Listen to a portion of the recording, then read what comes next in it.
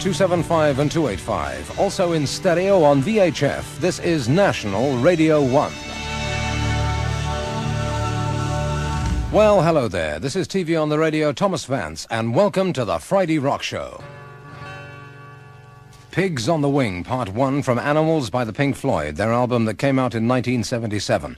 Now, tonight we're going to repeat The Wall. It's a program that was built around the follow-up to Animals that we originally broadcast on the 30th of November last year.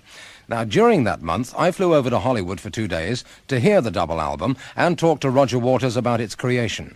We actually met in a bedroom at the Beverly Hills Hotel. We ordered a few beers, we sat down with a tape recorder, and we talked about the double album track by track. Now, the first question I asked Roger referred to the origination of the concept of The Wall. Just where did the idea come from? Well, the idea for The Wall came from 10 years of touring with rock shows, I think. Particularly the last few years when in 75 and in 77 we were playing to very large audiences, some of whom were our old audience who'd come to hear what we wanted to play, but most of whom were only there for the beer in big stadiums, and consequently it became rather an alienating experience doing the shows. And I became very conscious of a wall between us and our audience. And so this record started out as being an expression of those feelings. But it goes, I think, a little bit deeper than that, because the record actually seems to start at the beginning of the character's life. The story has been developed considerably since then. This was 2 years ago. I started to write it. And now it's partly about a show situation, a live show situation. In fact, the album starts off in a live show. And then it flashes back and traces a story of a character, if you like, of Pink himself, whoever he may be. But initially it was just stemmed from shows being horrible. When you say horrible, do you mean that really you didn't want to be there? Yeah. It's all partially because the people who you're most aware of at a rock show when you're on the stage are the front 20 or 30 rows of bodies. And in large situations where you're using what's euphemistically called festival seating, they tend to be packed together, swaying madly.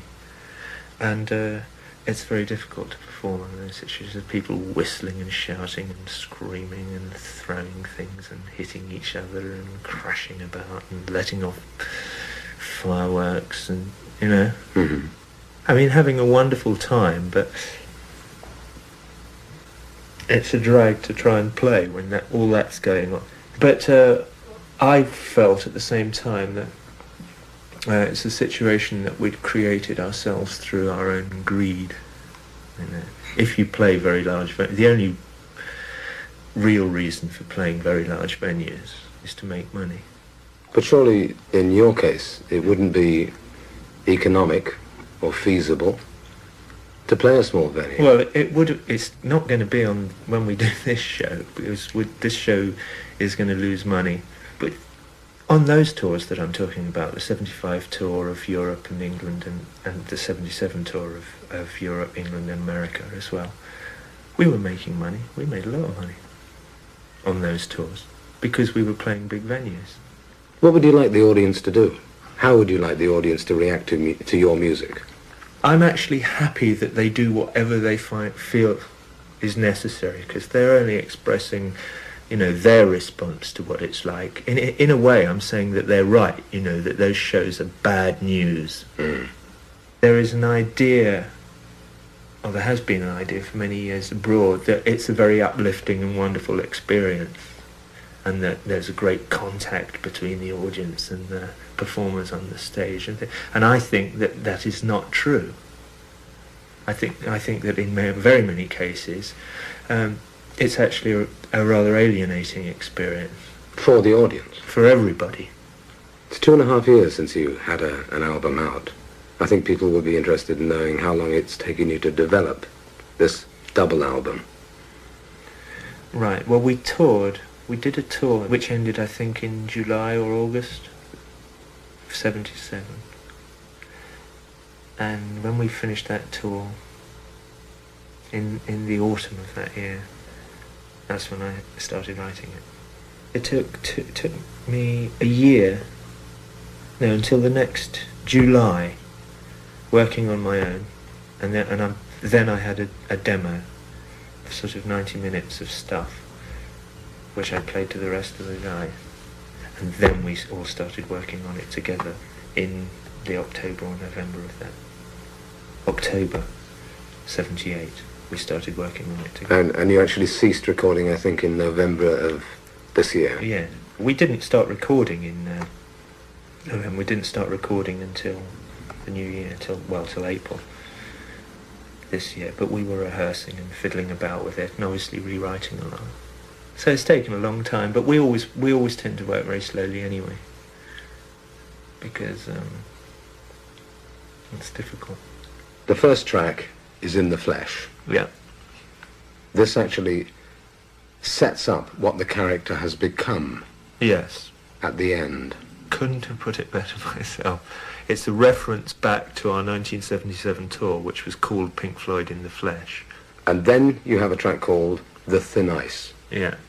Now this is, I think, at the very, very beginning of the character. Call the character Pink. Right. At the very beginning of Pink's life. Yeah, absolutely, yeah. In fact, at the end of In the Flesh, you hear somebody shouting, roll the sound effects, and you hear the sound of bombers. So it gives you some indication of what's happening. In the show, it'll be much more obvious what's going on. So it's a flashback, and we start telling a story, which, in terms of this, it's about my generation. The war. Yeah, war babies. But it could be about anybody who gets left by anybody, if you like. Did that happen to you? Yeah, my father was killed in the war. Now the father who's gone. Yeah. Though the father in the album has flown across the ocean. Yeah. Now the assumption from listening to that would be that he's gone away to somewhere else. Yeah, well, it could be, you see, it works on various levels. It doesn't have to be about the war. I mean, I think it could, it should work for any generation, really. The father is also, I'm the father as well, people who leave their families to go and work. Not that I leave my family to go and work, but lots of people do and have done. So it's not meant just to be a simple story about, somebody getting killed in the war and growing up and going to school, but about being left more generally. The happiest days of our lives is a complete condemnation, as I see it, as I've heard it in the album, of somebody's scholastic career. Mm. Well, my school life was very like that. It was awful. It was really terrible. When I hear people whining on now about bringing back grammar schools, it really makes me quite ill to listen to it. Because I went to a boys' grammar school, and although I want to make it plain that some of the men who taught it was a boys' school. Some of the men who taught there were very nice guys. It's not meant to be a blanket condemnation of all teachers everywhere. But the bad ones can really do people in. And there were some at my school who were just incredibly bad and treated the children so badly. Just putting them down. Just putting them down, all the time.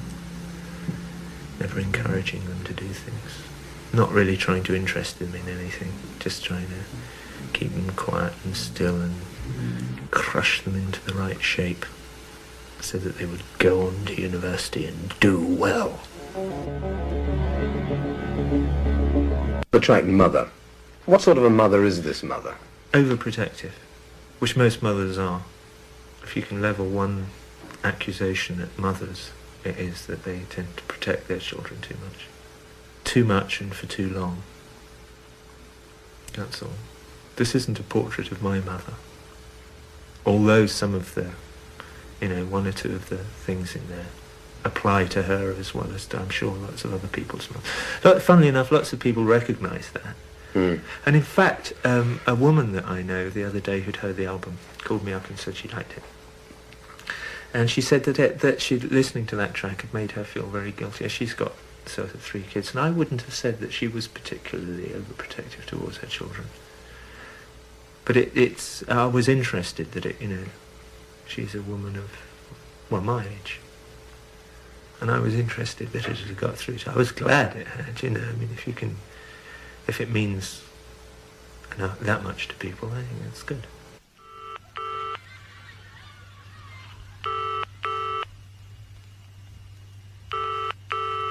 Track Goodbye Blue Sky. Mm. What is actually happening at this stage in Pink's life? Since we compiled the album, I haven't really clearly tried to think my way through it, but I know that this area is very confusing. I think the best way to describe this is as a recap, if you like, of side 1. This is the start of side 2. And you could look upon Goodbye Blue Sky as a recap of side 1. So, yes, it's remembering one's childhood and then getting ready to set off into the rest of one's life.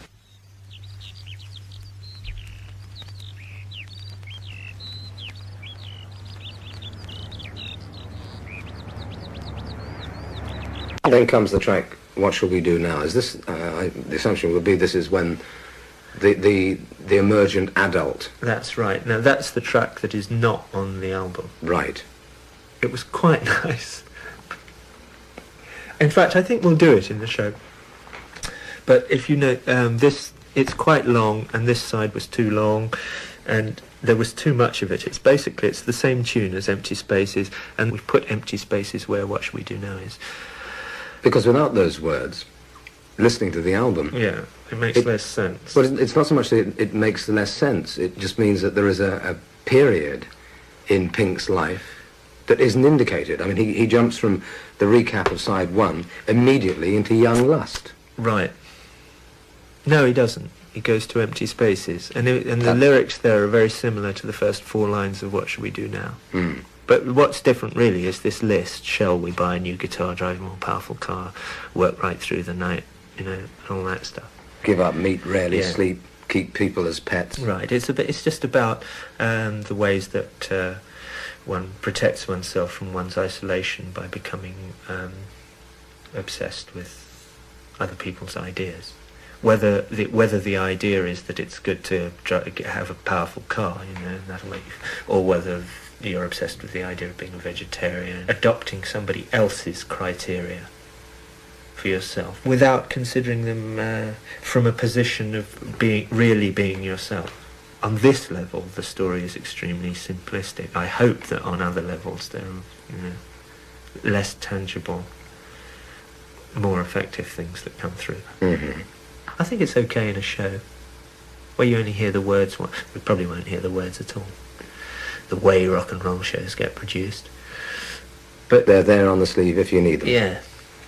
That's why we didn't go into a great panic about trying to change all the inner bags and things. I think it's important that they're there so that people can read. But equally, I think it's important that people know why they're there. Otherwise, I agree, it's terribly confusing. And then you come to this track, which is called Young Lust. As far as Pink, the rock and roll star, Roger Waters, the writer, I mean, was there ever a Young Lust section of your life? Well, yes, I suppose, actually, yes, it did happen to me. That was like me a few years ago. But I would never have said it, you see. I'd never have actually come out with anything like that. Mm. I was much too frightened. When I wrote this song, Young Lust, the words were all quite different. It was about leaving school and wandering around town and hanging around outside porno movies and dirty bookshops and things like that. And being very interested in sex but never actually being able to get involved because of being too frightened, really. Now it's completely different. That was a function of us all working together on the record, particularly with Dave Gilmour and Bob Ezrin, who we co-produced it together. The three of us co-produced the album. Young Lust is a pastiche number. It reminds me very much of a song we recorded years and years ago called the Nile song. It's very similar. Dave sings it in a very similar way. I think he sings Young Lass terrific. I love the vocal now. But it's meant to be a pastiche of just any young rock and roll band out on the road.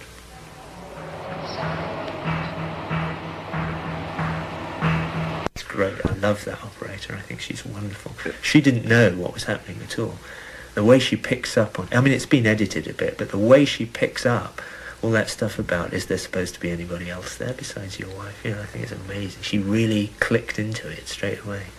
She's terrific. And then comes One of My Turns. Yeah, so then the idea is that we've leapt somehow a lot of years from Goodbye Blue Sky through What Shall We Do Now, which doesn't exist on the record anymore, and Empty Spaces, into Young Lass. That's like a show. We've leapt into a rock and roll show somewhere on into our hero's career.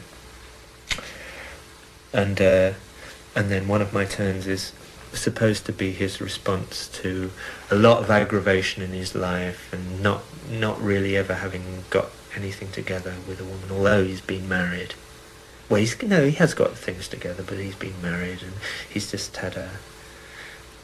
splitting up with his wife. And in response, he takes another girl back to his hotel room. And he really is... He's got everything but nothing. Yeah. He's had it now. He's definitely going a bit dippy now. And One of My Turns is just, him coming in and he can't relate to this girl either, That's why he just turns on the TV when they come into the room and she starts going on about all the things he's got, and all he does is just turn on the TV and sit there and he won't talk to her.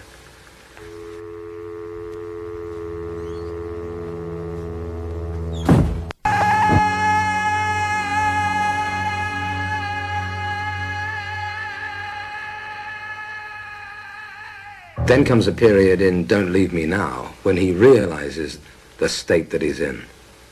Yeah. He still feels, if you like, aggressive and completely depressed, thoroughly paranoid, and very lonely. Yeah.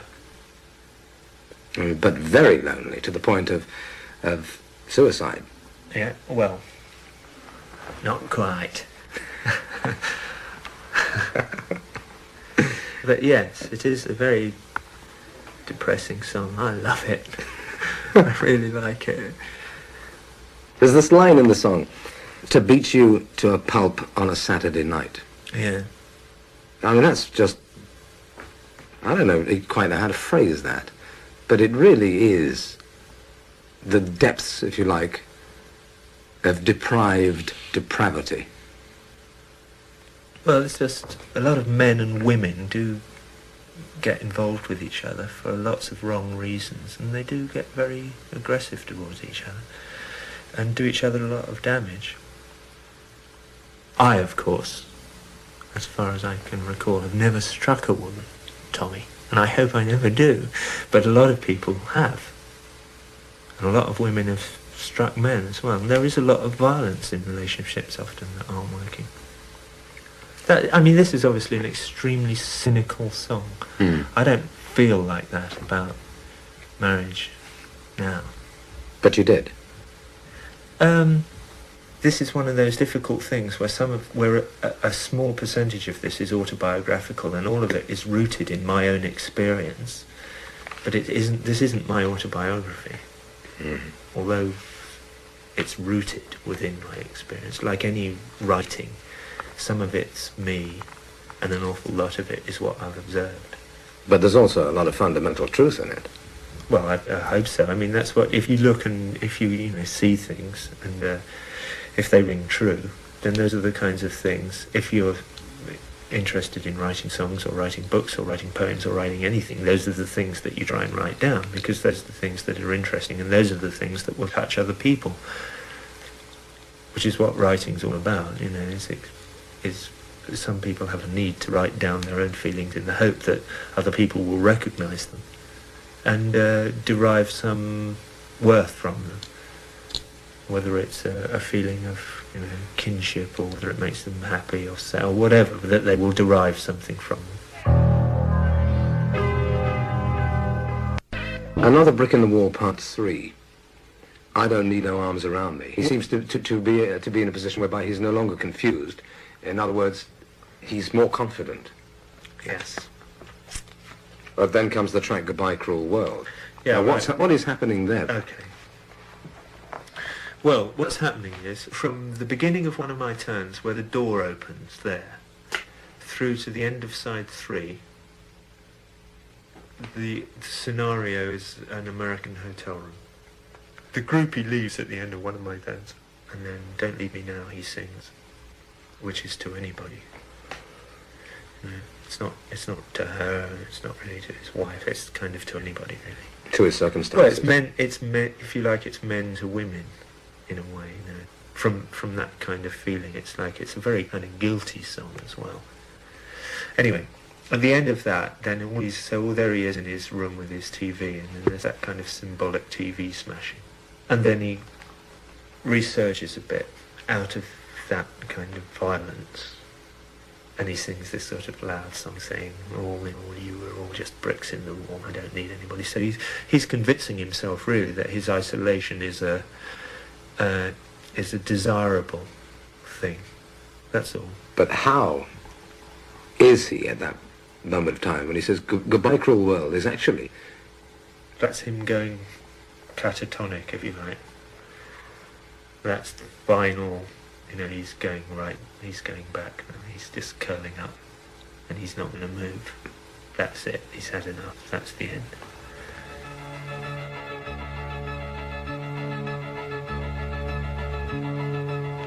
In the show, we've worked out a very clever mechanical system so that we can complete the wall, or the middle section of the wall, building downwards, so we get left with a sort of triangular shaped hole that we can fill in bit by bit, rather than filling it in at the top. So we have this enormous wall across the auditorium, and we're filling in this little hole at the bottom. And the last brick goes into the wall as he sings goodbye, at the end of Goodbye. That is the completion of the wall. It's been being built since, in my case, the Second World War, but in anybody else's case, whenever they care to think of it, if they feel isolated or alienated from other people at all, then, you know, you can, it's from wherever you want. So would it be accurate to say that at that moment of time, he's discovered exactly where he's at? Yeah. And the wall is complete. In other words, his character, via all the experiences he's had, Yes. has finally, in his eyes anyway, been completed. Yeah. He's nowhere. He's absolutely nowhere. Yeah. And then comes the beginning of side 3, which actually starts with a different song than on the sleeve. Yeah. Bob Ezrin called me up and he said, I've just listened to side 3 and it doesn't work. And in fact, I think I'd been feeling uncomfortable about it anyway. And I thought about it, and in a couple of minutes I realised that Hey You conceptually could go anywhere, and that it would make a much better side if we put Hey You at the front of the side and sandwiched the little theatrical scene with the guy in the hotel room between an attempt to re-establish contact with the outside world, which is what Hey You is, and the end of the side, which is, well, which we will come to. So that's why those lyrics are printed in the wrong places, because that decision was made very... I should explain at this point, the reason that all these decisions were made so late was because we'd promised lots of people a long time ago that we would finish this record by the beginning of November. And we wanted to keep that promise. But the guy's now behind the wall. Yeah. He's behind the wall, A, symbolically, and B, he's locked in a hotel room with a broken window that looks out onto a freeway, motorway. And now what's he going to do with his life? Well, he's sort of, within his mind, because Hey You is a... It's a cry for help, yes, in many it's ways. a cry to the rest of the world saying, hey, you know, this isn't how it should be, really. But it's also, it takes a narrative look at it. When Dave sings the first 2 verses of Hey You, and then there's an instrumental passage, and then there's a bit that goes, but it was only fantasy, which I sing, which is the narration of the thing. The wall was too high, as you can see. No matter how he tried, he could not break free, and the worms ate into his brain. The worms, that's the first reference to worms. The worms have a lot less to do with the piece than they did a year ago. A year ago, they were very much a part of it. They were my, if you like, my symbolic representation of decay. Because the basic idea behind the whole thing really is that if you isolate yourself, you decay.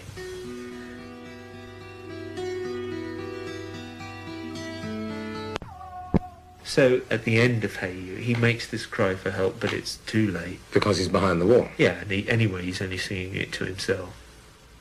You know, it's no good crying for help if you're sitting in a room all on your own and only saying it to yourself. And all of us, I'm sure, from time to time, have formed sentences in our minds that we would like to say to somebody else, but we don't say it, you know. Well, that's no use. You know, that doesn't help anybody. That's just a game that you play with yourself. And that's what comes up in the track Nobody Home. The first line being, I've got a little black book with my poems in. Yes, exactly, precisely, yeah. After Is There Anybody Out There, which is really just a mood piece. So he's sitting in his room, and he's got his total realisation he needs help, but he doesn't know how to get it, really. No, he doesn't really want it. Doesn't want it at all?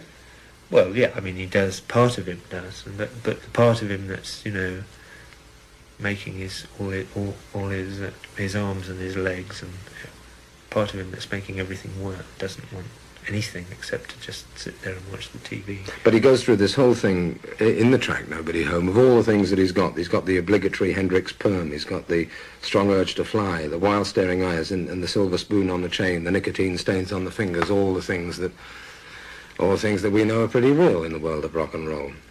There's some lines in here that hark back to the halcyon days of Syd Barrett.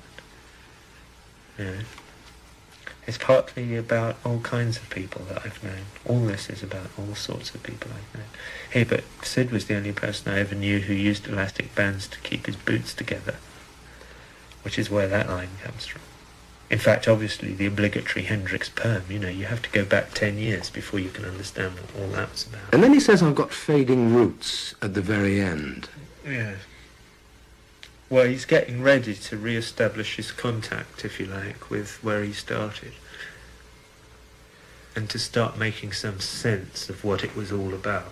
If you like, he's getting ready here to start getting back to side one.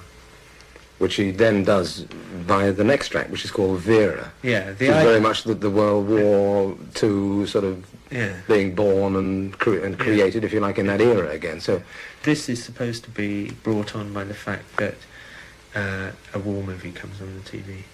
Which you can actually hear. Which you can actually hear, yeah. Mentioning no titles or names. and that snaps him back to then. And it precedes what, for me anyway, is, the central song in the whole album is Bring the Boys Back Home. Why? Well, because it's partly about not letting people go off and be killed in wars, but it's also partly about not allowing rock and roll or an important and jolly boys' game that it becomes more important than friends, wives, children, other people, you know.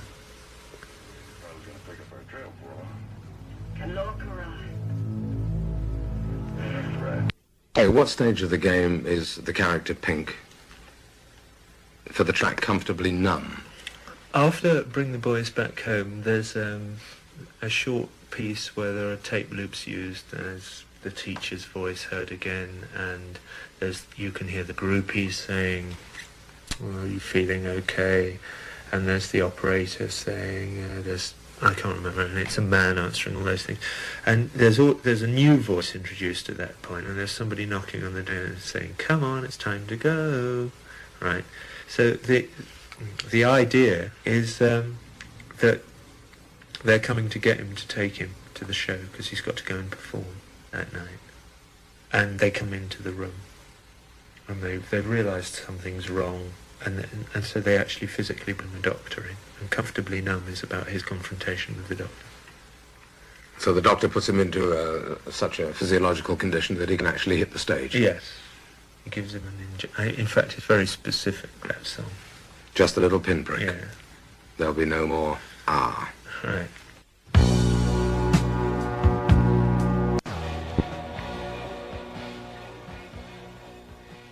Because they're not interested in any of these problems. All they're interested in is the fact that, there are however many thousand people there are, and all the tickets have been sold, and the show must go on.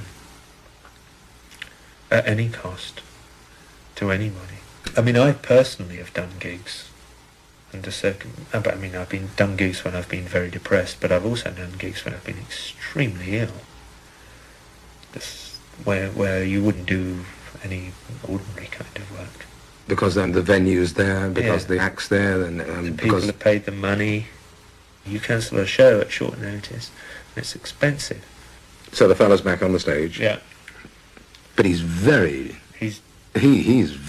Yeah. I mean, he's the idea fascist. Yes. Well, here's the story. I've just remembered.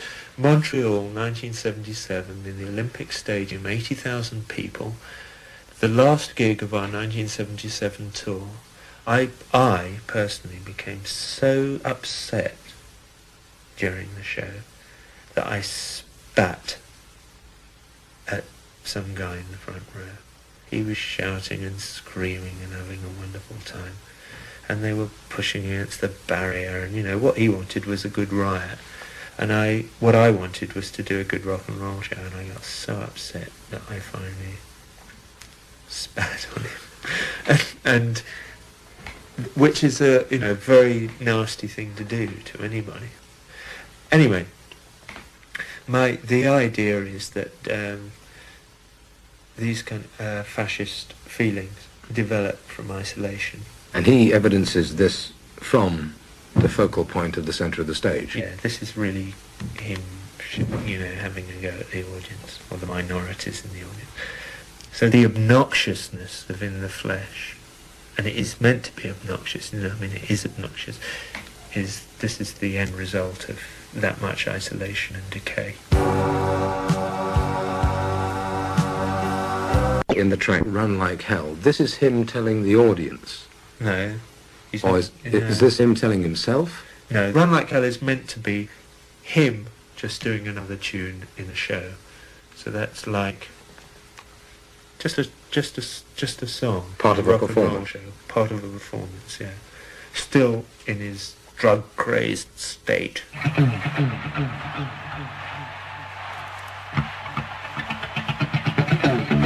Run Like Hell.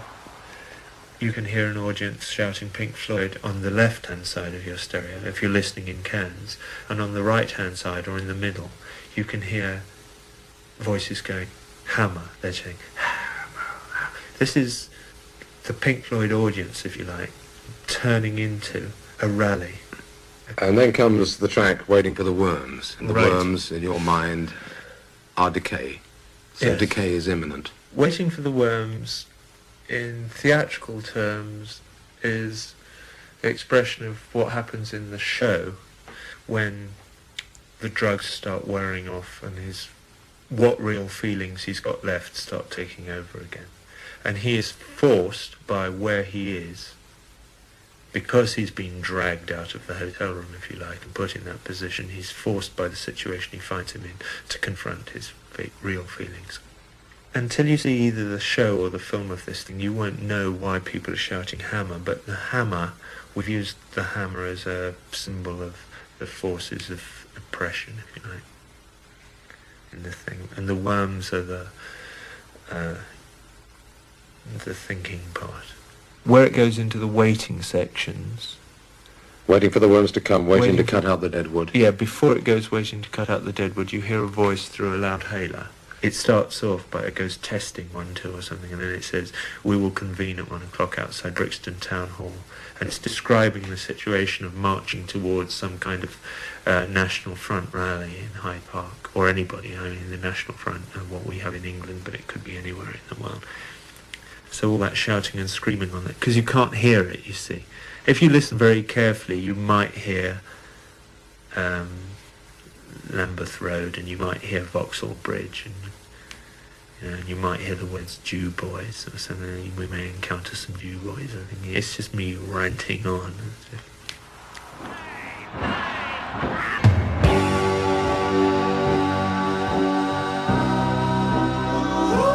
Him on trial. He does. He puts himself on trial. Yes. The idea is that the drugs wear off, and in waiting for the worms, he keeps flipping backwards and forwards from his real, or his original persona, if you like, which is a reasonably kind of humane person, into this waiting for the worms to come persona, which is flipped and is ready to crush anybody or anything that gets in the way, which is a response to having been badly treated and feeling very isolated. But at the end of waiting for the worms, it gets too much for him, that oppression, and he says stop. I don't think you can actually hear the word stop on the record, or maybe you can. Anyway, it goes stop. Yeah, it's very quick. Orchestra chord. Yeah, it's very quick. And then he says, I want to go home, take off this uniform and leave the show. But he says, I'm waiting in this prison cell because I have to know if I've been guilty all this time. So, and then he tries himself, if you like. So the judge is part of him just as much as all the other characters of things that he remembers. They're all in his mind. They're all memories. Anyway, at the end of it all, his judgment on himself is to de-isolate himself, which in fact is a very good thing. So now it really has turned full circle. Almost, yeah. That kind of circular idea is expressed in that thing of just snipping a tape at a certain point and sticking a bit on the front, that tune, this very, outside the wall tune at the end. So the character in Outside the Wall says, all alone or in twos, the ones who really love you walk up and down outside the wall, some hand in hand, some gathering together in bands. The bleeding hearts and the artists make their stand, and when they've given you their all, some stagger and fall. After all, it's not easy banging your heart against some mad bugger's wall. Yeah. And that really is the statement of the album. Yeah, and which I have no intention of even beginning to explain.